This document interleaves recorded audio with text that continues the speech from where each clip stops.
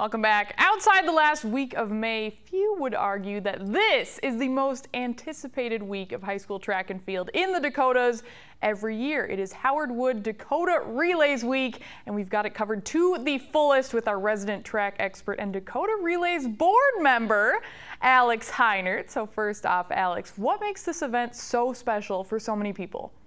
Well, great question. First of all, the longevity doesn't hurt. The first Dakota Relays were run back in 1923, and they've taken place almost every year since, minus a few cancellations because of weather or construction, what have you. But because of that, this meet has long been a part of the sporting fabric in South Dakota and the region.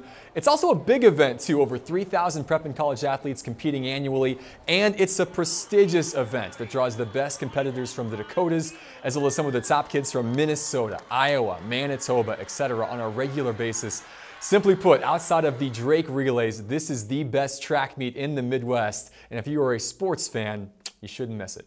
All right, well, there you go. One of the best parts of the Dakota Relays, however, is the annual high school special event, of which MidcoSN is proud to be a sponsor of this year. And for the girls, the 200 is in the spotlight this year, and the field was announced this morning, actually. You had a hand in picking this group, so what can you tell us about it? Well, first off, all 8 in the field have a PR of well under 26 seconds. That is really impressive, as is the fact they've combined to win 17 individual state titles, a number that could realistically reach 30 before the end of this season. This group actually looks a lot like the one put in place the last time the Girls Special 200 was won back in 2016. That year you had an all-time great from the Twin Cities, the defending A and B champs from South Dakota, a top Class A runner from North Dakota, and Shayla Howell and Hannah Young, who are both back in the field for round 2 this year. That 2016 group all ran 25.8 or better on the day, and I think this field is poised to do the same. That's booking it. But when you look at the field, is there a favorite of all these this year? Well, on paper, that would be Tania Riley of Minneapolis North. She's got the best PR by some distance at 24.18 seconds. She's the 2-time defending 100 and 200 meter champ in Class A in Minnesota. And she's also the all-time Class A prep record holder in the 100 at 11.79 seconds. It should be noted, though, this isn't quite a Jada Caldwell situation like we had in 2016. Jada had run 23.9 prior to that year's Special 200. She proceeded to smash the old meet record that May evening with a 23.59. Tania is not quite on that level, plus she's coming off a disappointing 6th place finish in the 100 at 12.6 just this past weekend at the Hamlin Elite Meet in St. Paul. That was her first outdoor meet of the season.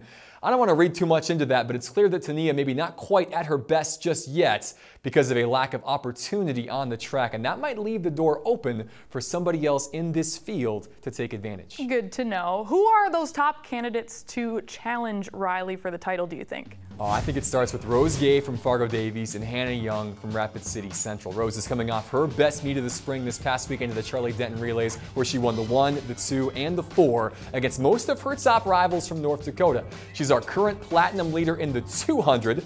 Well, to my knowledge, I don't think Hannah's lost an open race this year, and she's got the experience of running in the Special 200 as a freshman. Here are their thoughts on the big race coming on Friday nights. It's really exciting, but actually nerve-wracking because those are really big competition. Even though I don't run against that state, they push me to improve on my time, and I'm just excited, and it means a lot that I got chose out of North Dakota to run the Invitational. You know, as a freshman, I was a little nervous, but it was really cool being picked for that, and I just had to go out there and do my best. It didn't go how I wanted, but I'm really excited to be doing it again because I feel like I can do a lot better this year. I've been working for it, and it's been a goal of mine to get back there. It's really cool because a lot of them, they're really good athletes, and being able to compete with them is an amazing experience, and it's really cool. They're the only 2 in this field other than Tania Riley to run under 25 seconds in their careers. I think both are more than capable of doing so again this Friday. The only question is, how low can they go, and will their best be enough to reach the top of the podium? Oh my gosh. Well, what about the rest of the field? Well, there's a lot to like, really. Erin Kinney is down in lane 1, but she's got the 3rd best time in the field this year with a 25.28 second clocking. I've always thought she was more suited to the shorter races. Remember, she won the 60 at the Dan Lennon this March. She's been a state placer in the 100 since she was a 7th grader, but she's doing her best to change that perception this spring. And then in lane 6, Kaylin Valandra-Prue was a former Dakota Relays champ in the 400, an event that she won 2 years ago as a 7th grader. She told me last week she doesn't think of the 200 as her best race, but her PR of 25.27 might say otherwise. The 200 is not my favorite race, but I was really excited that I felt honored to be a part of that top 8. I think this year I'm more powerful with my 200, so I think that got me recognized.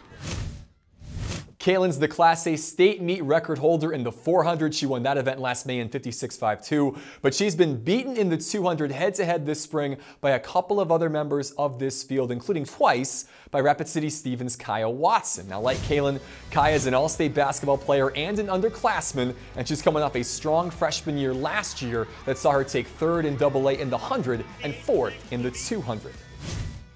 It's a little nerve-wracking, but I'm excited for it. My coaches are just preparing me for it, which takes away the nerves. So I just have to run the best that I can and just hope for the best. Last but certainly not least, the last 2 on this list are actually the most decorated in the field. Shayla Howell, of course, has been incredible for 5+ seasons now and has 8 individual state titles to her name, while Carly Peters won the 1, the 2, and the 4 at the state fees last year, and she's got the top 200 time in Class A this season after Parker reclassified up. As usual, it is really a loaded field from top to bottom, Kelly. Okay, so that's the field, but oh my gosh, it is loaded. How do you see things playing out?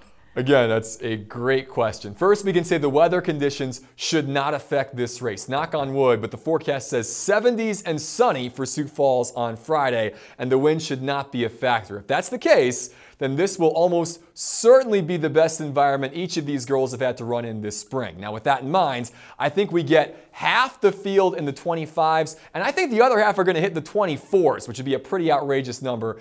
In terms of a winner, awfully hard to pick against Tania Riley because of that PR from last summer. It's 7/10 faster than her closest competitor in this field. But like I said, that lack of meet action this spring could make this a lot closer race than those PRs would indicate. I think we're going to be in for something special under the lights on Friday nights. Oh my gosh, looking forward to it. Under the lights too. That is great. Thank you so much, Alex. You bet, Kelly. As a reminder, the MidcoSN Dakota Relays Girls Special 200 is set for 8 p.m. this Friday at Howard Wood Field. The Boys Special 800 will precede it at 7:30 p.m. and Alex will be back tomorrow here on MST for a preview of that. Next on Midco Sports tonight, a local triathlete who's utilizing the excellent training services right here in Sioux Falls to hopefully achieve his Olympic goals. Elena Lanson has more when we come back.